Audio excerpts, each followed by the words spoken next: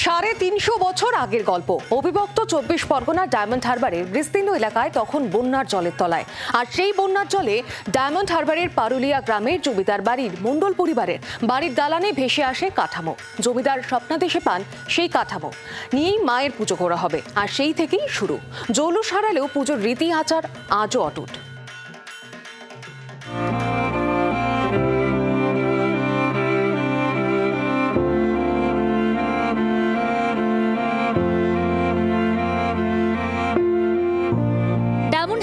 পারুলিয়া গ্রামের মাঝে মাথা উঁচিয়ে দাঁড়িয়ে পারুলিয়ার জমিদার বাড়ি। ভগ্ন বাড়ি বেয়ে উঠেছে লতা পাতা, বিরাট বাড়ি ঘিরে রয়েছে আগাছার জঙ্গল। প্রাসাদোপম বাড়ির নিস্তব্ধতা এক লহুমায় উবে যায় পুজোর সময়।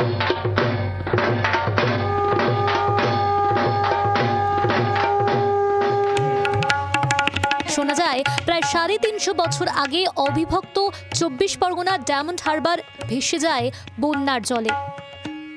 বানের জলে পারুলিয়ার মণ্ডল পরিবারের দালানে ভেসে আসে দেবীর কাঠামো। দেবীর স্বপ্নাদেশ পান তৎকালীন জমিদার কালী কুমার মণ্ডল। ভেসে আসা কাঠামোতে প্রতিমা গড়েই শুরু হয় দেবী দুর্গার আরাধনা। কালী কুমার মণ্ডল আরম্ভ করেছিলেন।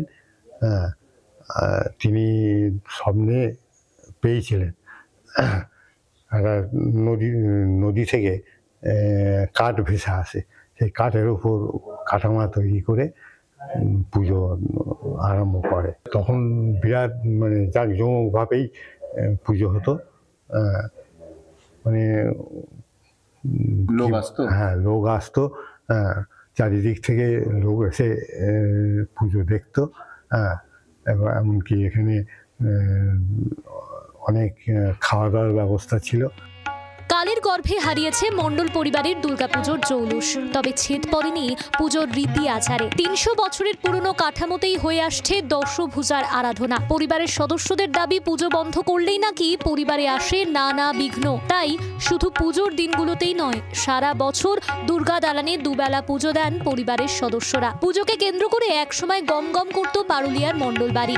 বর্তমানে জীর্ণ অবস্থায় পড়ে রয়েছে এই বিশাল বাড়ি। বাড়ির দেওয়ালের চুন সুরকি ঝরে পড়লেও খসে পড়েনি মা দুর্গাকে নিয়ে পরিবারের সদস্যদের মাতামাতি। পরিবারের সদস্যরা যে যেখানে থাকুক না কেন পুজোর কটা দিন জড়ো হন বাড়ির। এলাকার জমিদার ছিলেন কালী কুমার মণ্ডল। তিনি জমিদারিত্বর পাশাপাশি দুর্গাপুজো শুরু করেছিল বন্যায় থেকে একটি কাঠ ভেসে এসেছিল, আর সেই কাঠ তুলে মা দুর্গাকে প্রতিষ্ঠা করে পুজো শুরু হয়েছিল। তখন লোকজন আসতো প্রচুর। জমিদারের যে প্রজারা আসতো এই জমিদারের দালান বাড়িতে, দিনভর লোকে গমাগম করত এবং খাওয়া দাওয়া সবকিছু উৎসবে মেতে উঠত এই বাড়ি। আর এখন সেই বাড়ি ভগ্ন প্রায়। এখন মা হয়েছে ভাগের। পালা করে করে কয়েকজন ভাই তারা এই পুজোটা করে আসছে। নকিবউদ্দিন গাজীর রিপোর্ট, জি 24 ঘন্টা। বাংলার আওয়াজ, বাঙালির আবেগ, জি 24 ঘন্টা।